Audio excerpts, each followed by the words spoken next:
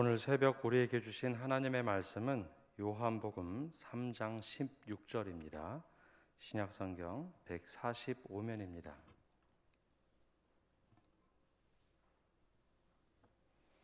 우리 한 목소리로 함께 읽겠습니다. 하나님이 세상을 이처럼 사랑하사 독생자를 주셨으니 이는 그를 믿는 자마다 멸망하지 않고 영생을 얻게 하려 하심이라. 아멘. 우리 이 시간에는 우리 이현길 목사님 나오셔서 봉헌 기도해 주시고 아파하시는 하나님이라는 제하로 말씀 전하시겠습니다.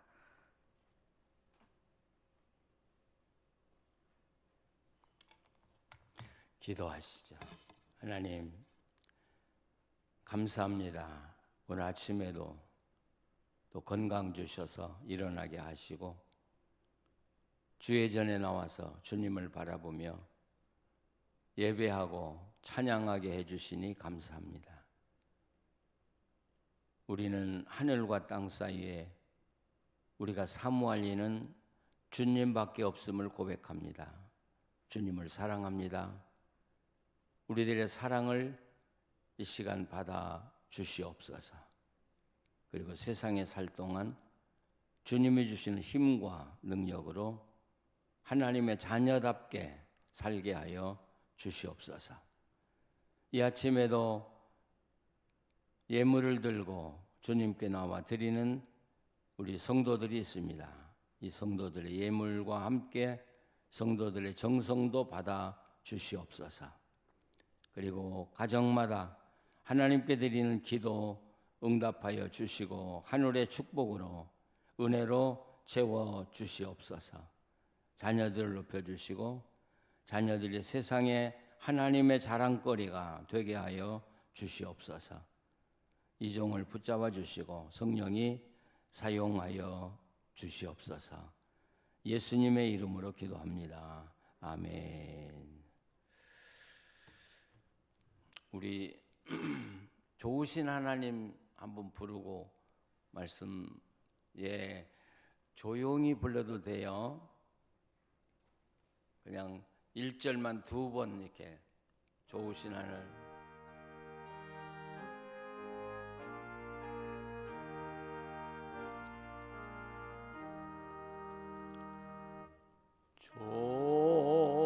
좋으신 하나님,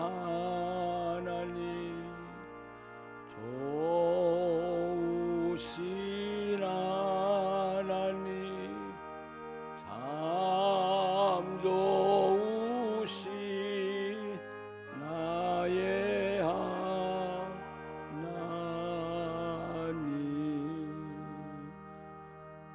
좋으신 하나님, 좋으신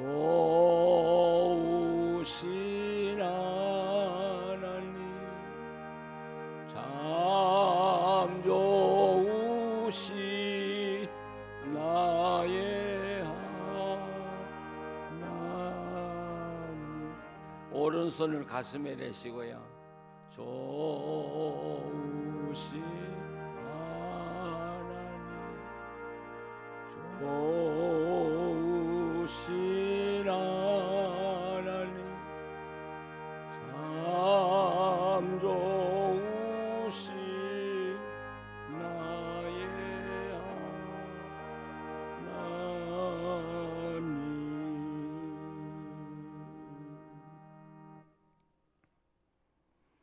오늘 말씀은 우리 성경에는 하나님이라는 이름으로 시작합니다. 하나님이 세상을 이처럼 사랑하사. 네, 원래 성경은 사랑하셨다 하나님이 세상을 이렇게 돼 있어요. 사랑하셨다 하나님이 세상을, 사랑을 강조해요. 근데 여기 사용한 그 사랑이라는 동사가 그 에가페슨, 아가페라는 말에서 파생된 단어인데 이것은 영어에도 없고 우리 한글에도 없는 부정과거형이라는 동사를 사용하고 있어요. 이 부정과거형은 현재 분사와 비슷해요. 네, 이 부정과거형은 특별히 성경에 많이 사용되어 있는데 이것은 어떤 동작이 시작되는 점을 강조해야 그 동작이 시작이 돼서 지속되는, 그러니까 하나님이 사랑하셨다, 사랑하셨다. 그 말은 언제부턴가 우리를 사랑하기 시작해가지고 그 사랑은 영원하다, 그런 뜻이에요. 영원하다. 그래서 이 말을 우리가 바꿔 말하면 하나님은 사랑이시다, 그런 말이에요. 하나님은 사랑이시다. 변함이 없는 사랑이시다. 영원토록 변함이 없는 사랑이시다. 우리가 그 사랑 때문에 예수님 만났고, 그 사랑 때문에 구원받았고, 그 사랑 때문에 하나님의 자녀가 됐고요. 그런데 이 하나님의 사랑에 예외 조항이 하나 있어요. except라고, exception이에요. 예외 조항이 하나 있어요. 하나님의 사랑은 절대 변하지 않아요. 우리를 사랑하시는 하나님의 사랑은 절대로 우리를 놓지 않으셔요. 그런데 단 아담과 하와가 에덴 동산에서 쫓겨났잖아요. 쫓겨나는 경우도 있다는 이야기죠. 노아 홍수로 인해서 사람들이 다 심판을 받고 죽지 않아요. 그런 경우도 있다는 거예요. 왜요? 하나님은 끝까지 품기를 원하셔요. 사랑하기를 원하고, 그래서 승리하기를 원하시는데 사람들이 하나님을 배반하고 떠나면 하나님도 그를 더 이상 붙들고 계실 수가 없다는 이야기예요. 구원할 수가 없다는 이야기예요. 노아 홍수 때 하나님의 영이 그들과 함께 계시지 않았다. 여러분, 이 말을 현대어로 말하면 성령이 그 사회에서 떠나셨다는 이야기죠. 철수했다는 말이에요. 성령이 철수하면 그 세상에 뭐만 남아요?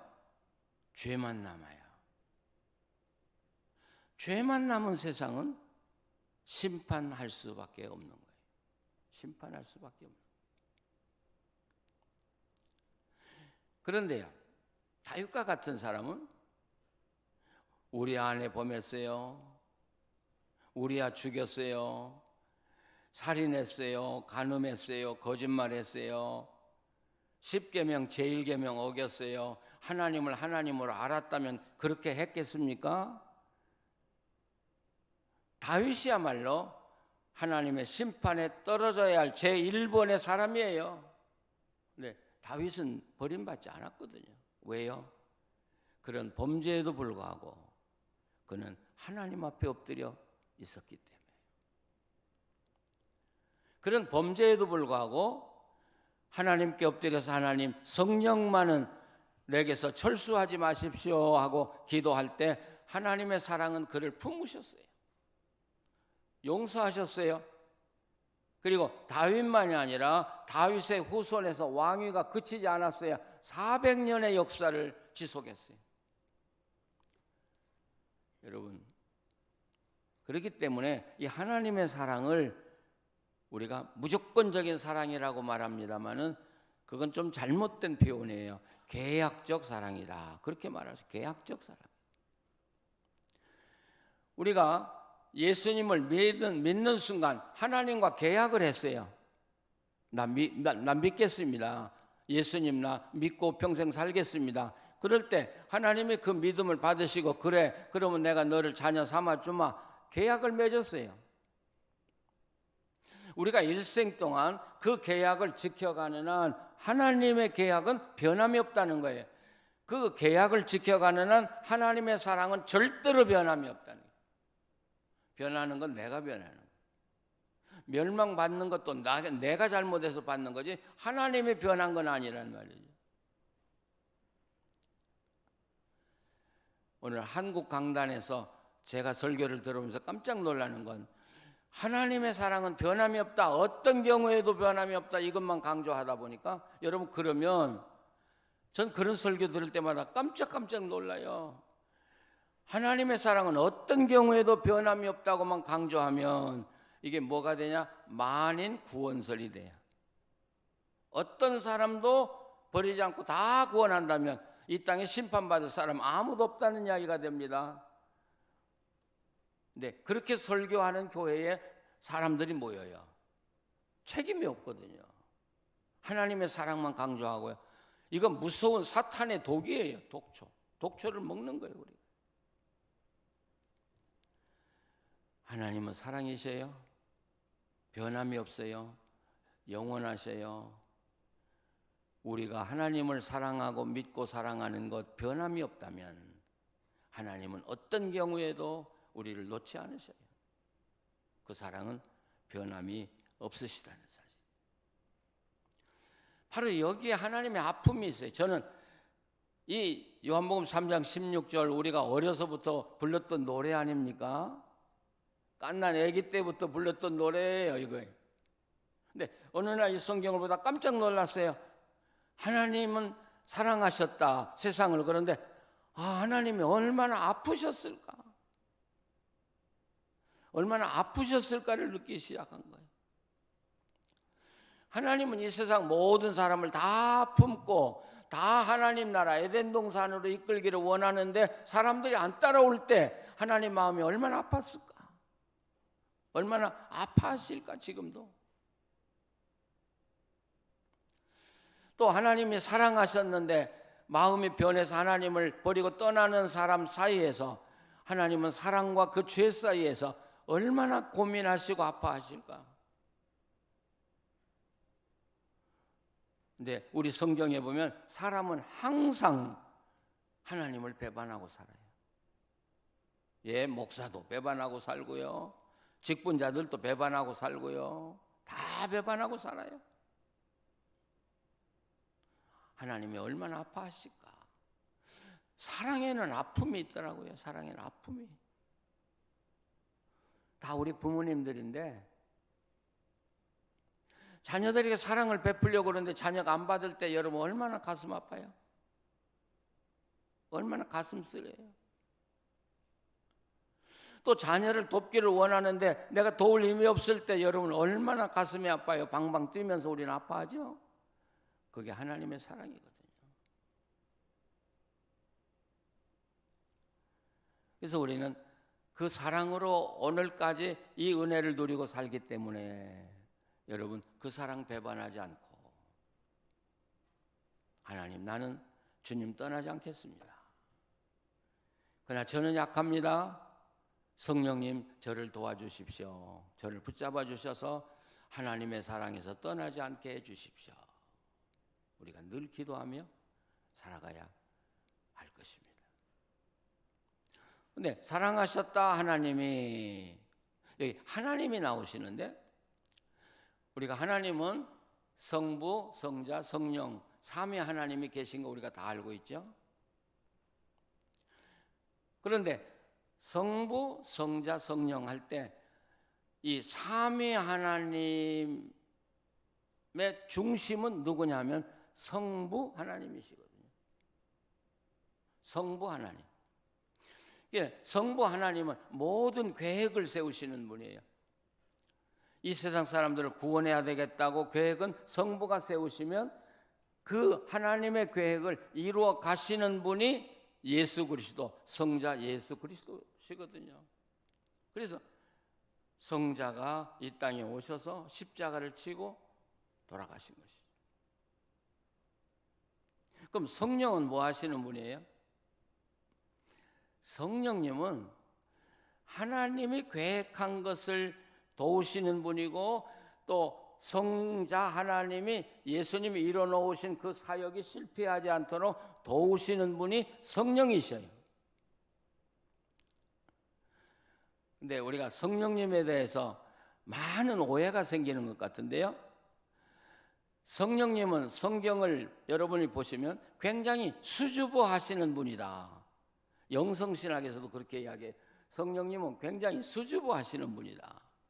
왜냐하면 성령님은 성부와 성자 뒤에 늘 이렇게 그림자처럼 가려워져 계셔요. 요한계시록 4장에 보면 성령님이 이 사도 요한을 하늘의 보좌로 올려가죠. 다시 말하면 우주의 통제소, 우주의 주의소가 하나님의 보좌인데 그 보좌로 이 사도 요한을 올려드려요. 그래서 하나님의 보좌를 보게 하고 하나님의 보좌에서 온 세상을 보고 온 세상의 역사를 보게 해요. 여러분, 세상을 볼 때 어느 눈으로 보고 사셔요? 내 눈으로 보면 다 근심, 걱정, 불안이에요. 염려가 떠날 수가 없어요. 네, 하나님의 보좌에서 하나님의 눈으로 세상을 내가 보면 어때요? 걱정이 됩니까? 염려가 됩니까? 아니요. 하나님이 계신데요. 내가 지금 정말 어려움을 당했다고 해도 하나님이 계신데요. 하나님이 나를 알고 계시는데요. 뭐가 염려가 되겠어요? 그런데 그 4장에 보면 보좌가 보이고요. 하나님 모습은 안 보이죠. 보좌가 보이고 예수님이 어디 계세요? 바로 보좌 앞에 내 생물 사이에 예수님이 계시고 성령님은 어디 계세요? 바로 그 옆에 계셔요. 그래서 성령님을 이야기할 때 성경은 반드시 하나님의 영이고 그리스도의 영이다 이렇게 이야기해요. 그러니까 하나님이 하신 성부 하나님이 하는 일을 도와주는 역할을 하시고 성자 하나님이 하시는 일을 도와주는 역할을 하지 성령님이 독자적으로 역사하는 일은 없다는 이야기예요. 그래서 사실 정직하게 말하면 성령 운동이라는 말은 잘못된 이야기예요. 왜요? 성령 충만 받으려면 하나님을 사랑하고 하나님의 일을 하기 위해서 내 온 몸을 바쳐 헌신하면 성령님이 오셔서 나를 돕기 시작하는 거예요. 그게 성령의 사역이에요, 여러분. 예수님의 보혈을 내가 의지하고 예수님의 보혈을 위해서 내가 살려고 내가 결정하고 결단하면 성령이 오셔서 그때부터 나에게 충만하고 나로 하여금 일하게 하시는 성령이셔요. 우리 한국교회가 성령에 대해서 몹시 잘못되고 몹시 잘못 알고 있어요. 제가 2007년도 장신대 강의하러 첫 번 나왔어요. 그게 우리나라 성령운동 100주년 기념회였어요. 저에게 1907년 평양 대부흥운동의 재조명에 대해서 그 강의를 해달라고 그래서 장신대 신대원 학생들을 위해서 제가 1시간 준비해온 강의를 한 적이 있어요. 1907년 제가 지금 호텔 머물고 있는 방이 1907년 방이에요.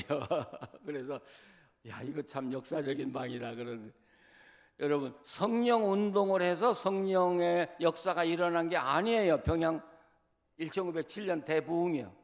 사경회를 했어요. 사경회. 그때 주제가 요한 1서였어요.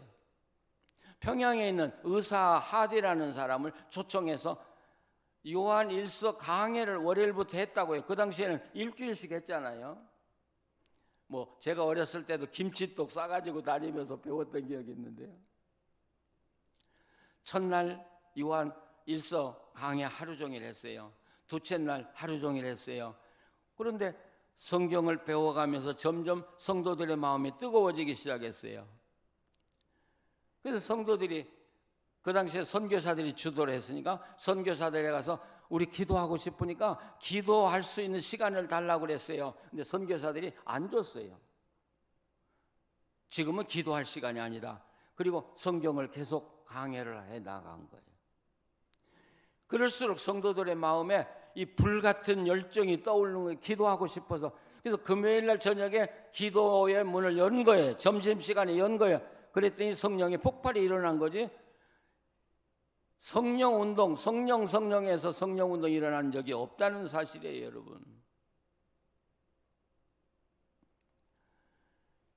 그래서 성령의 역사는 말씀의 역사를 통해서 항상 일어나, 에스라의 역사가 바로 말씀을 통해서 일어난 성령의 역사고요. 성령의 오순절의 성령의 역사는 좀 다른 각도에서 이해를 해야 돼요. 제가 오늘 그걸 설명하지 않으려고 그래요. 정말 여러분 교회가 성령이 역사하는 교회 되려면 첫째로 하나님을 뜨겁게 사랑하셔야 돼요. 그리고 주의 일을 하고자 원하는 간절한 마음이 있어야 돼요. 내가 주의 일을 하려고 생각도 안 하는데 성령이 절대로 나를 돕지 않아요. 내가 순교를 하려고 할 때 성령님은 반드시 도와요. 순교의 차원에서 내가 희생하고 하나님의 사역을 하려고 하면 반드시 성령의 감동이 내게 와요. 여러분, 그렇게 말씀을 사모하면서 열심히 기도하면서 하나님이 이 교회를 사용해서 일하시도록 여러분이 기도해 보세요.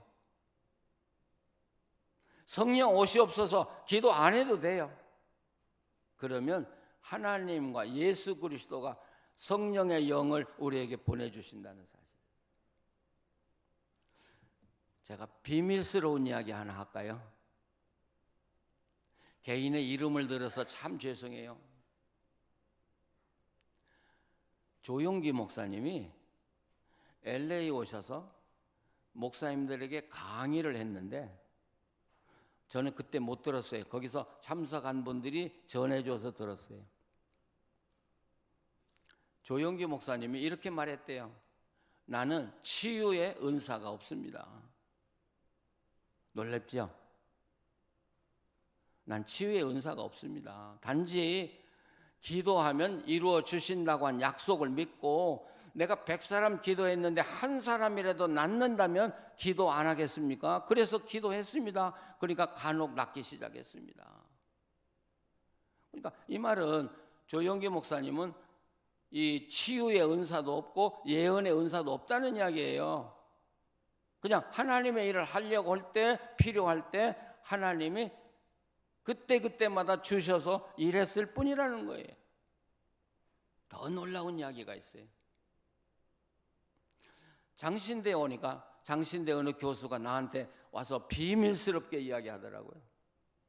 지난 학기에요, 우리 장신대에서 방언을 연구하기 위해서 고민하다가 아무래도 방언에 대해서는 방언의 대가는 조용기 목사님이니까 조용기 목사님 초청해서 이야기를 듣자. 그래서 강의 초청을 했다는 거예요. 그랬더니 돌아온 답은 나는 방언을 못합니다.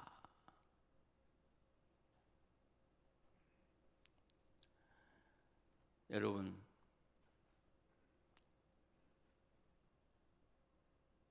은사는요, 어떤 개인에게 전유물로 주어진 적이 없어요.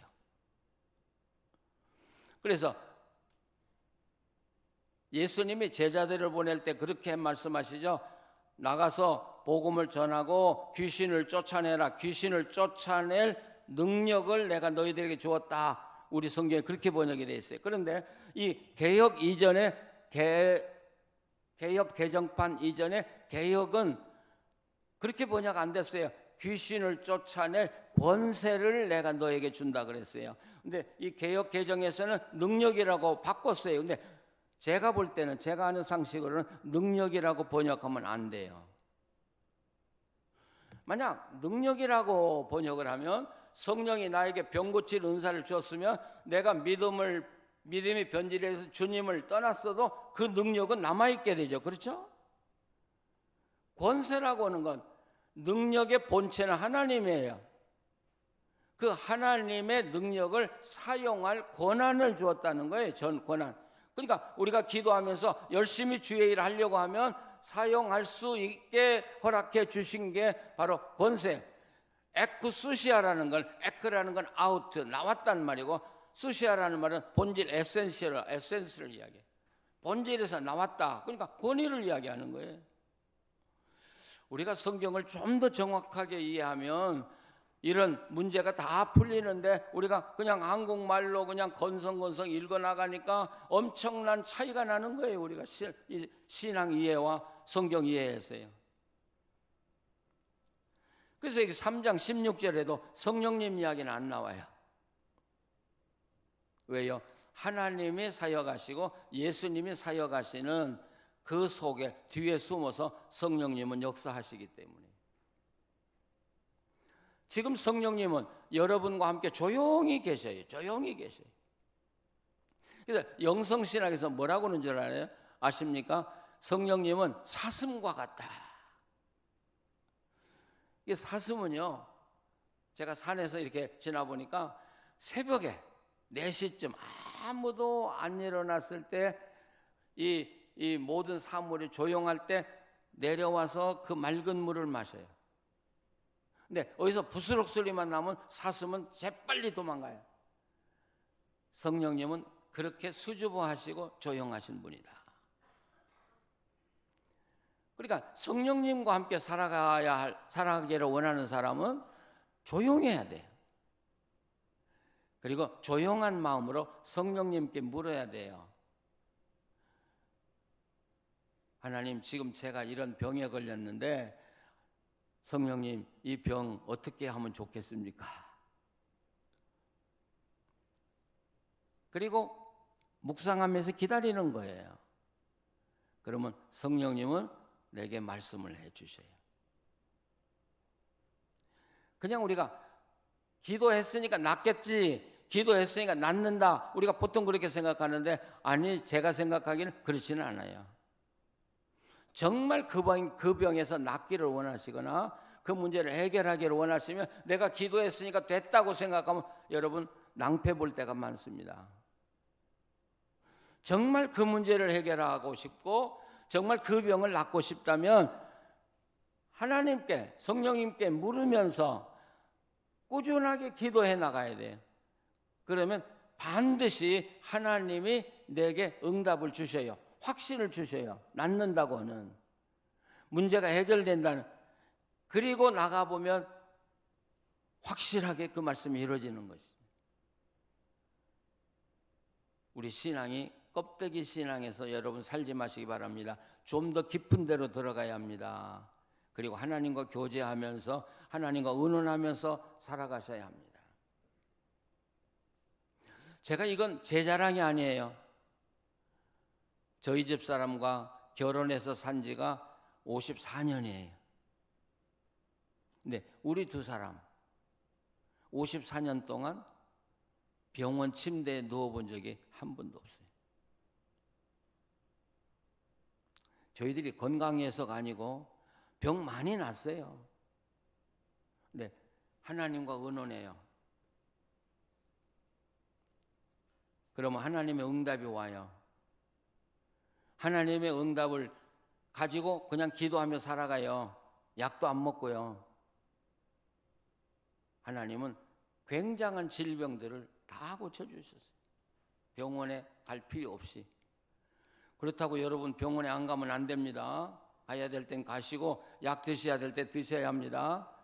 예, 그런데 아프다고 병원부터 달려가지 마시고 정말 하나님과 진지하게 이야기를 좀 해보시라고요. 진지하게 이야기를 해보시라고요. 그리고 병원에 가는 게 하나님의 뜻이라고는 병원에 가고 의사 만나고 약 먹고요.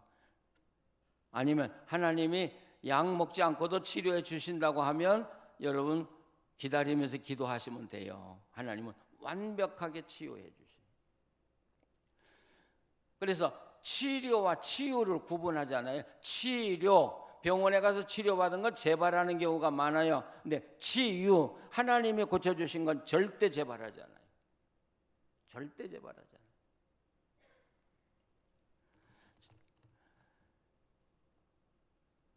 자, 하나님이 누구를 사랑하셔요? 여기 세상을, 그런데 이 세상이 누구예요? 세상을 사랑했단 말이 아니고 세상에 살아가는 우리 사람들을 사랑하셨다, 그런 이야기예요. 다 사랑해요. 하나님 모르고 살아가는 자들도 다 사랑해요. 근데 그들은 하나님의 사랑을 거부하고 안 받을 뿐이에요. 우리는 그 사랑을 받아들이고 살아갈 뿐이고요. 자, 하나님의 아파함, 그러니까 주어도 못 받는 사람들이 얼마나 안타깝겠어요. 멸망으로 가고 있는 사람들을 보는 하나님의 마음, 사랑이신 하나님의 마음이 얼마나 아프겠어요.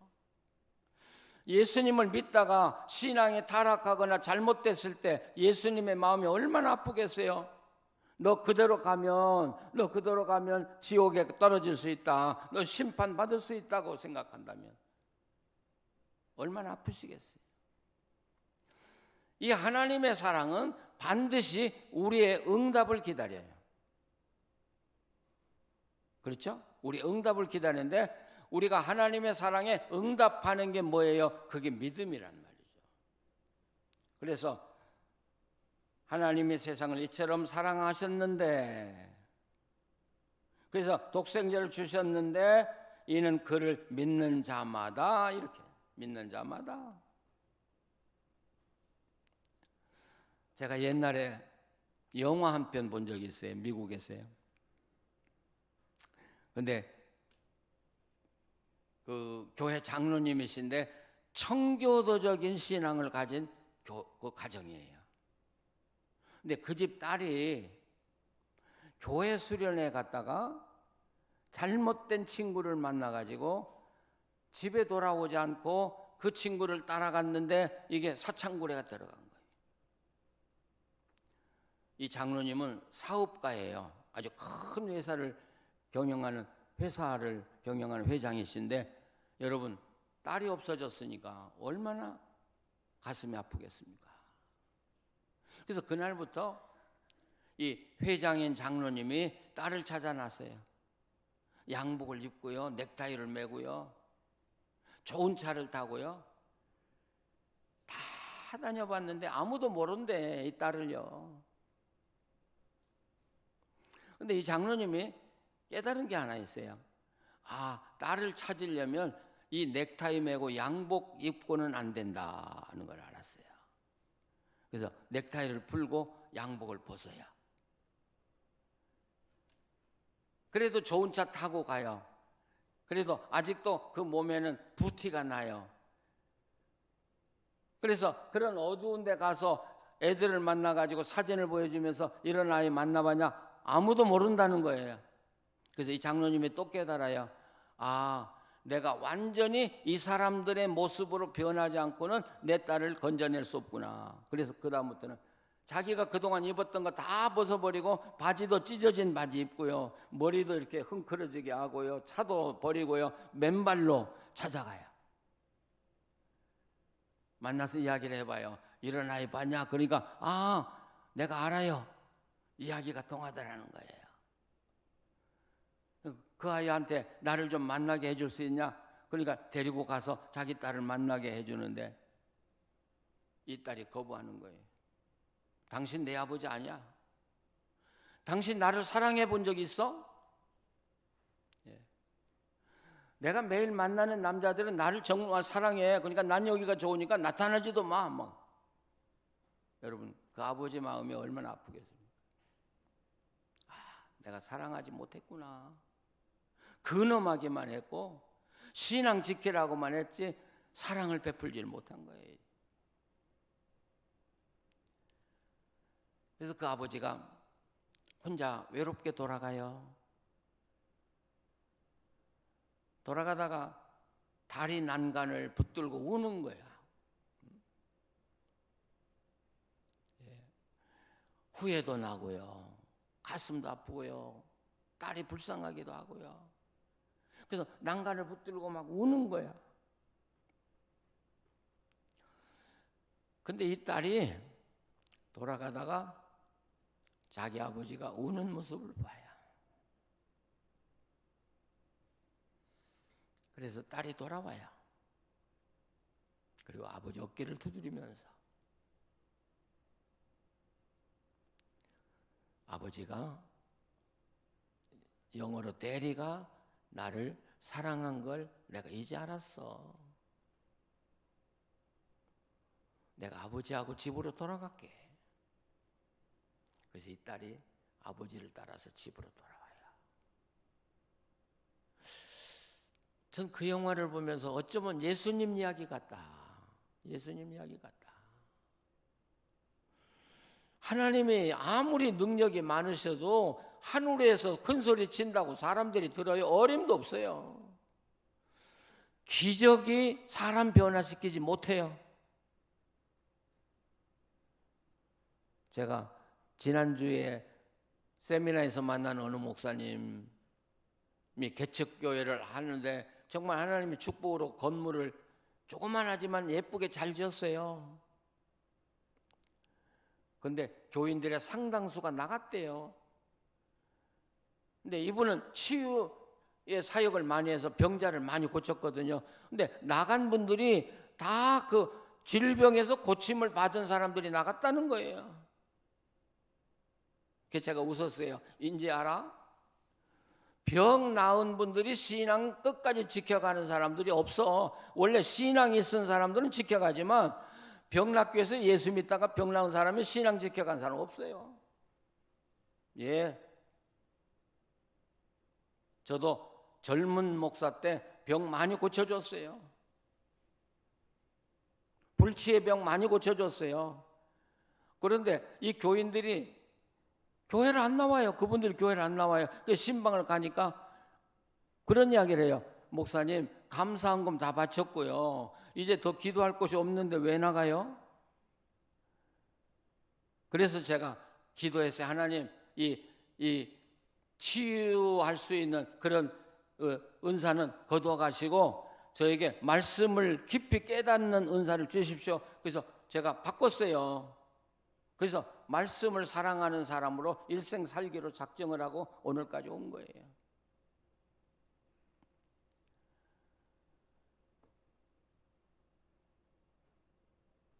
뭐 하늘의 놀라운 비밀을 깨달았다고 해서 그분들이 신앙 지키는 거 아니에요. 끝까지 신앙 지키는 사람 누군 줄 아세요? 말씀 붙들고 사는 사람들이. 말씀 붙들고 사는 사람. 말씀 붙들고 사는 사람은 변함이 없어요. 말씀 붙들고 사는 사람은 계속 신앙의 성장해요. 그리고 하나님의 사랑하는 자세로 믿음 생활을 하게 돼 있어요. 근데 여기에서 믿는 자마다 이 단어가 또 문제예요. 우리는 일반적으로 내가 믿었다, 그러므로 난 구원받았다, 과거로 자꾸 우리가 해석을 해요. 그런데요, 여러분 요한복음이나 특별히 로마서에 믿는 자라는 말은 항상 현재 분사형을 사용해요. 제가 어제 저녁부터 계속 하나님은 오늘을 강조한다는 말을 계속했죠. 오늘이 중요하다는 말. 여기도 지금 믿고 있는 자마다 이런 뜻이에요. 과거에 잘 믿은 사람 이야기 아니에요, 여러분. 오늘 바르게 내가 믿고 살지 않으면 아무리 과거가 화려해도 하나님은 과거를 인정하지 않는다고요. 오늘에 의해서 과거를 보시는 거예요. 오늘에 의해서 미래를 보시는 거예요. 오늘이 없으면 과거도 없고 미래도 없는 거예요. 그래서 교회도 과거에 집착하지 마세요. 그 교회는 과거와 함께 묻혀요. 그래서 제가 사실 오늘 새벽에 한 3시쯤부터 잠을 못 자면서 오늘 설교를 묵상했는데 그런 과거를 자랑하고 사는 교인들에게 주님이 그렇게 말씀할 때 과거는 과거 보고 자랑하라고 해라.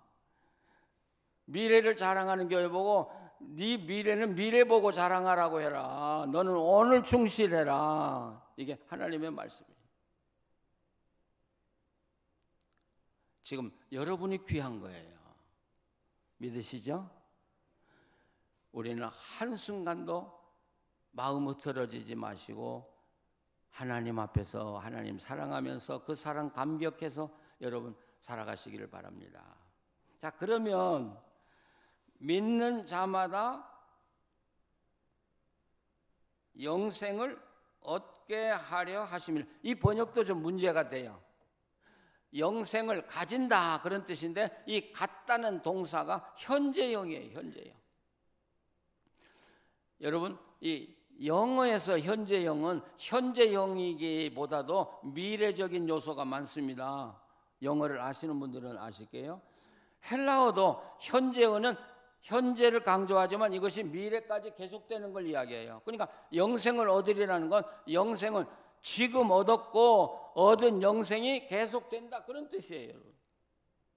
우리가 언제 구원받아요? 언제 영생 얻어요? 죽으면요? 아니에요. 아니에요. 내가 예수님을 믿고 예수님이 나를 의롭다고 받아주는 순간 나는 영생을 얻은 거예요. 근데 우리가 익숙하게는 구원받았다고 하는데 요한복음에서는 구원받았다는 말보다는 영생이라는 말을 더 많이 쓰거든요. 왜 그런 차이가 날까요? 구원받는다는 건 내 입장에서 이야기하는 거예요. 내가 구원을 받았다 이렇게 생각해요. 근데 정말 성서적인 건 영생이에요. 영생은 뭐예요? 내가 믿음으로 하나님이 나를 받아주셔서 하나님 안에 들어가서 하나님과 관계가 형성됐다는 말이에요. 이게 영생이에요. 영생. 하나님은 내 아버지가 되고 나는 하나님의 자녀라는 말이 영생이에요. 그러니까 내가 여기서 하나님의 자녀가 됐으니까 내가 죽어도 어디로 가요? 아버지 앞으로 가죠. 근데 여기서 내가 하나님하고 아무 관계없이 살았어요. 교회는 다녔는데도. 그러면 죽으면 어디로 가요? 아니 아버지가 없는데 어디로 가요?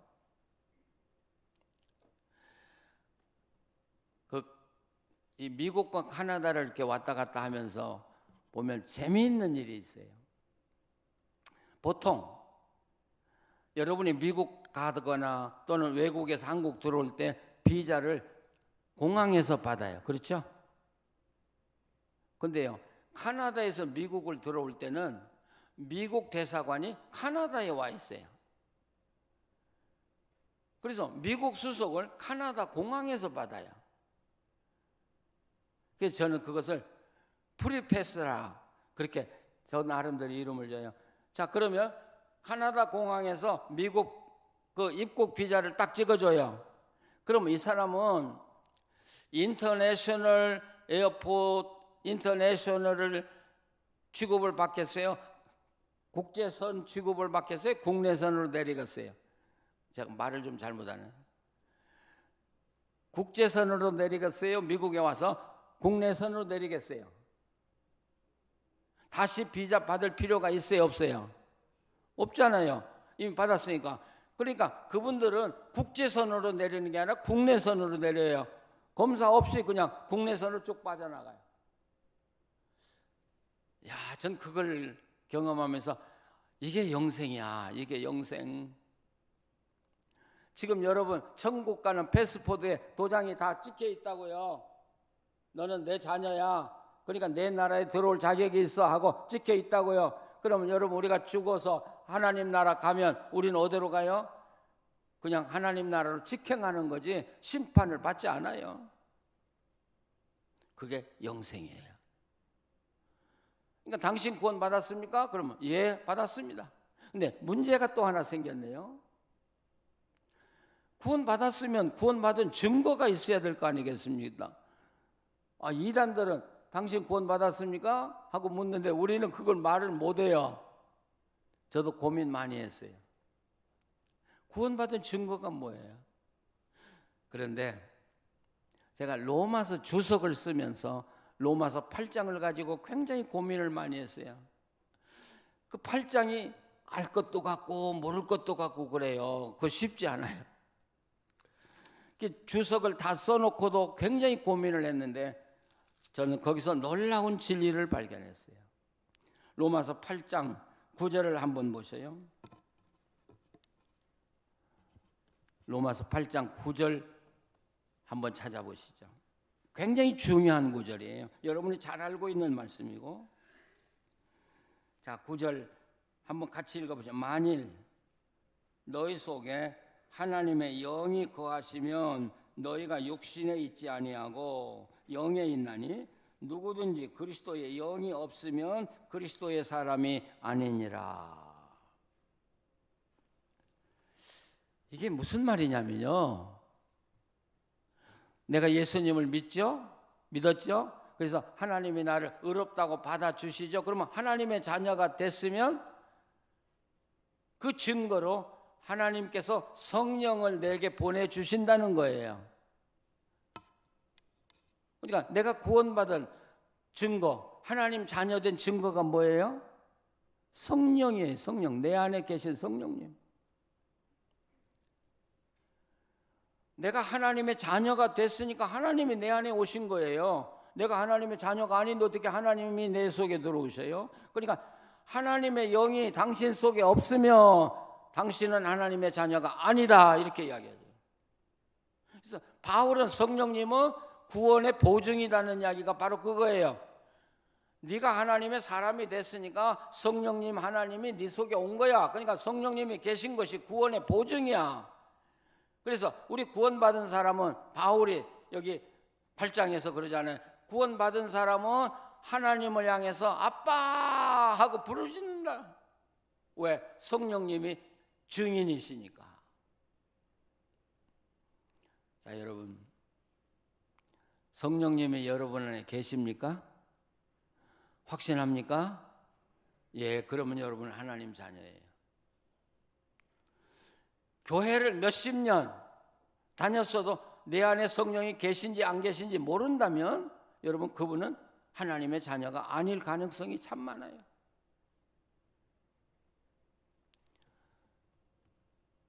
제가 이 짧은 기간이기 때문에 성령님과 함께 사는 일에 대해서 제가 여러분에게 자세하게 말씀을 나눌 수가 없어서 미안해요.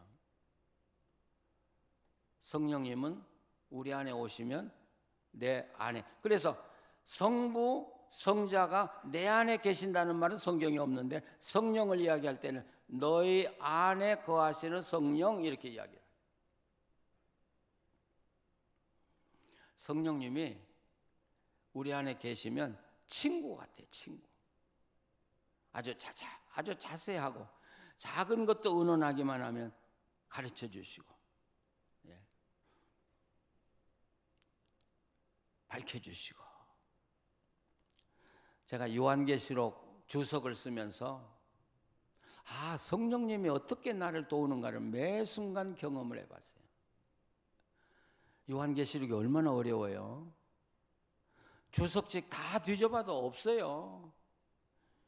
그럴 때는 책상에 앉아 있어 봐야 안 돼요. 책을 덮고 일어나는 거예요. 그리고 혼자 묵상을 하기 시작하는 거예요. 성령님, 하나님, 이게 무슨 뜻이에요? 그런데 성령님은 해답을 가르쳐 주시는 분이 아니더라고요. 그 말을 이해하려면 어디를 봐라. 예, 오늘 저녁에 제가 요한계시록 이야기를 좀 하려고 그래요. 풀어주셔요. 그걸 이해할 수 있는 방법을 풀어주셔요. 그래서 와서 찾아보면 확실해지고, 또 맥히면 또 묵상을 하면서 성령님과 대화하면 또 가르쳐 주시면 와서 쓰고, 그래서 성경을 해석하고 책을 쓸 수 있더라고요. 자, 여러분, 제가 이번에 와서 딱딱한 이야기 많이 하죠? 딱딱한 이야기 많이 해요. 저는 우리 한국교회가 성경을 잘못 이해하고 있는 것을 바로잡으려고 평생 노력한 사람이에요. 그렇기 때문에 생소하게 들릴 수도 있어요. 그러나 아마도 제가 한국의 목사님들과 신학생들을 위해서 30년 강의했는데 내 강의가 잘못됐다는 말 한 번도 들어본 적이 없는 것 보면 제가 주장하는 게 맞을 거예요.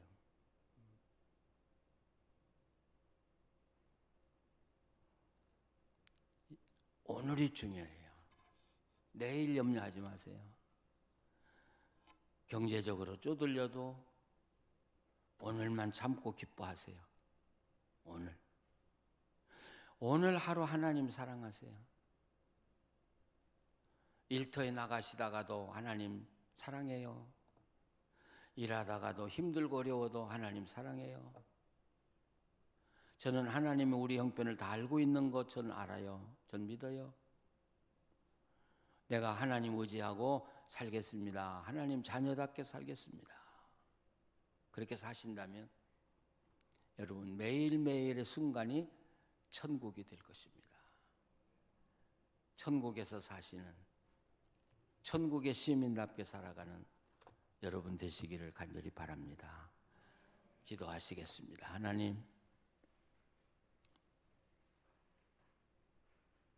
하나님 더 알고 싶습니다.